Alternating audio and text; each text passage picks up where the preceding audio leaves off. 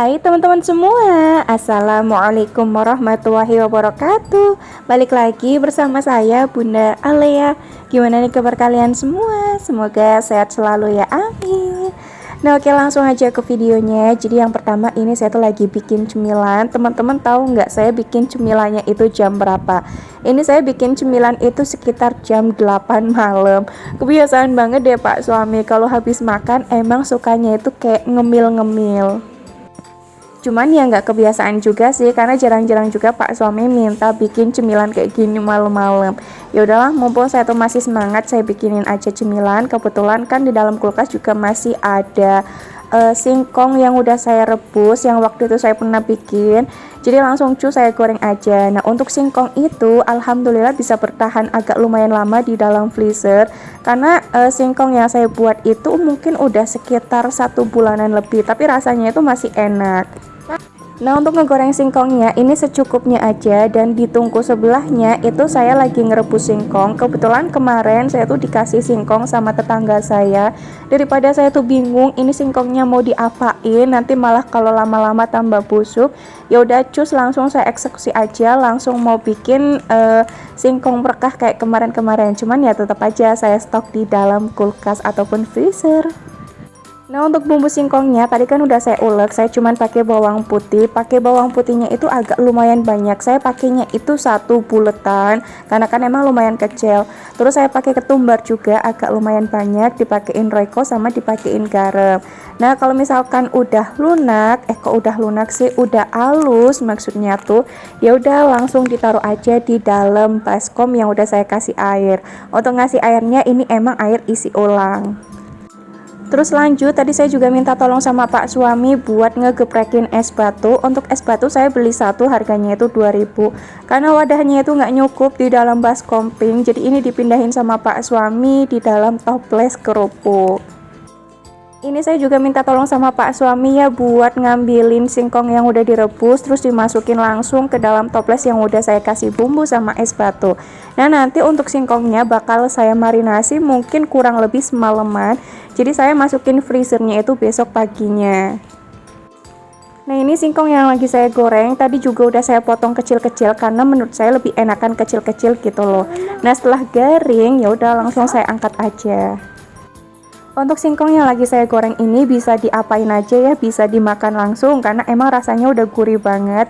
Bisa juga dikasih bumbu balado yang mereknya itu Antaka, saya lebih suka merek yang itu karena enak menurut saya. Dan juga bisa dikasih susu, terus di atasnya itu dikasih keju, itu juga rasanya enak banget.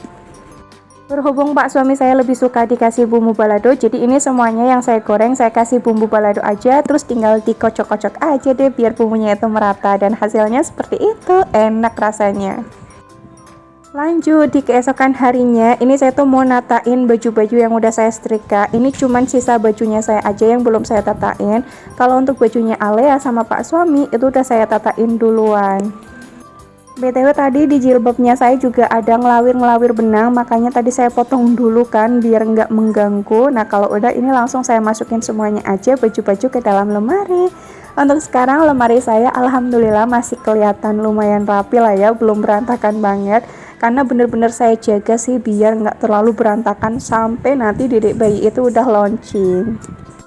Natain semua bajunya udah selesai. Lanjut di sini saya tuh mau ngambil plastik spray. Jadi untuk spray yang udah saya setrika ini mau saya masukin ke dalam plastik biar kelihatan rapi.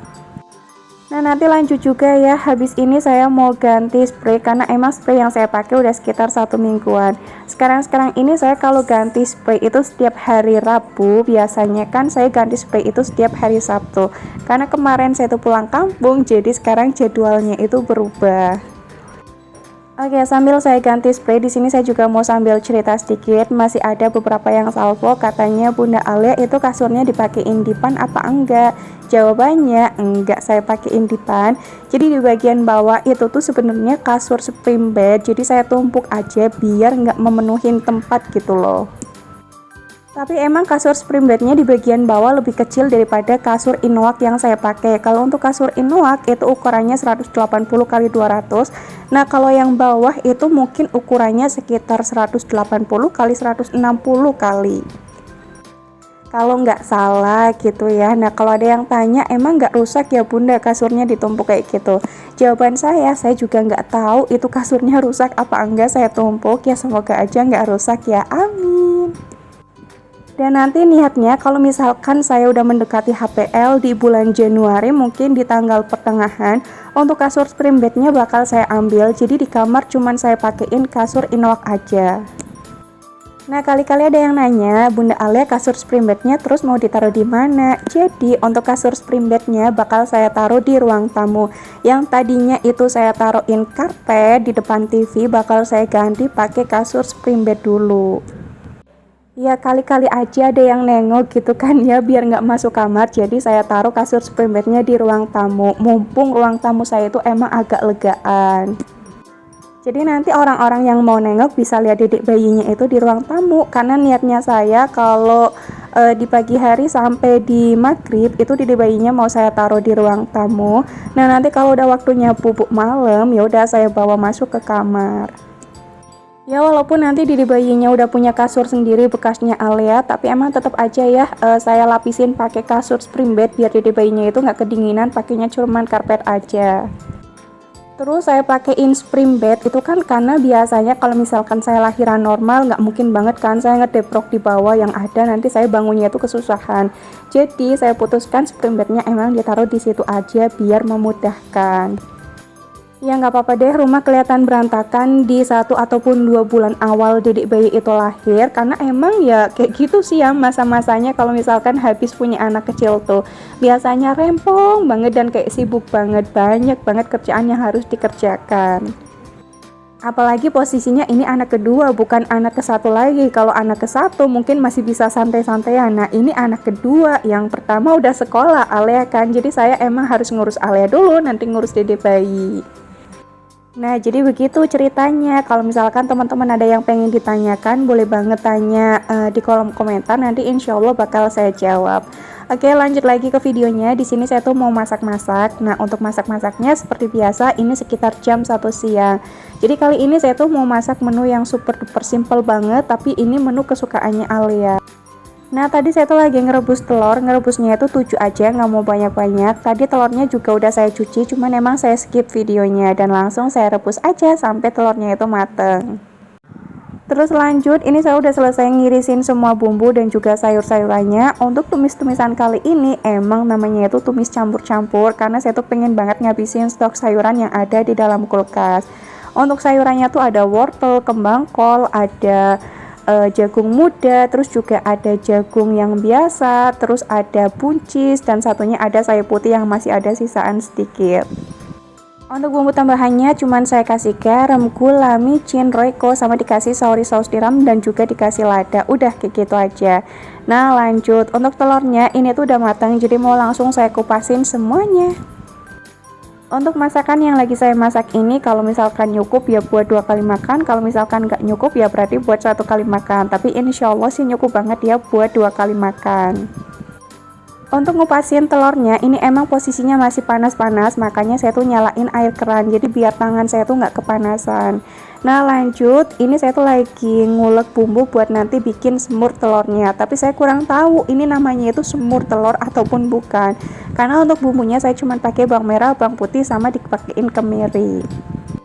Nah untuk tumis campur-campurnya ini udah mateng, jadi langsung saya masukin aja ke dalam mangkok. Dan itu di sebelahnya tuh ada cabai-cabian sama tomat. Nanti niatnya saya tuh pengen bikin sambal.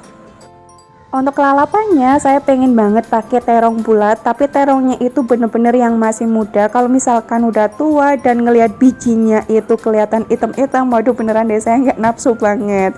Nah oke lanjut ya, ini langsung saya masukin aja bumbu yang tadi udah saya ulek, dioseng-oseng. Terus saya tambahin juga lengkuas sama salam biar wanginya itu tambah enak. Kalau versinya saya masak semur telur itu emang kayak gini ya, bener-bener simple banget bumbunya, yang penting rasanya itu nikmat. Nah untuk bumbunya kan udah mateng, jadi langsung saya masukin aja telur yang udah saya kupasin tadi, saya aduk-aduk bentar, terus saya tambahin air. Untuk nambahin airnya emang agak lumayan banyak, jadi biar nanti telurnya itu berwarna coklat. Untuk bumbu tambahannya saya kasih garam, micin, royco, terus ditambahin gula pasir, sama ditambahin gula jawa juga. Nah yang paling penting harus ditambahin kecap manis. Untuk kecap manisnya ini emang masih kurang, tapi nanti saya tambahin, cuman emang nggak saya videoin. Dan ujuk-ujuk untuk semur telurnya udah mateng, jadi langsung saya masukin aja ke dalam mangkok. Masya Allah, cantik banget ya warnanya. Oke, masih edisi pakai wajan legendaris yang udah bulat banget. Jadi di sini saya tuh mau ngegoreng cabai-cabian yang nanti mau dibikin sambal. Terus saya tutupin biar nggak meletok kemana-mana. Nah, ujuk-ujuk untuk cabai-cabiannya udah mateng, jadi langsung saya masukin aja ke dalam cobek. Untuk bumbu tambahan sambelnya saya cuma pakai terasi, gula jawa, micin, sama garam. Terus ini saya juga lagi ngangetin ikan asin, sayang banget gitu lah ya, harus diangetin biar masih tetap kriuk. Dan untuk masakan saya, Masya Allah udah selesai semuanya, bener-bener nikmat banget. Sampai sini video saya, wassalamualaikum warahmatullahi wabarakatuh.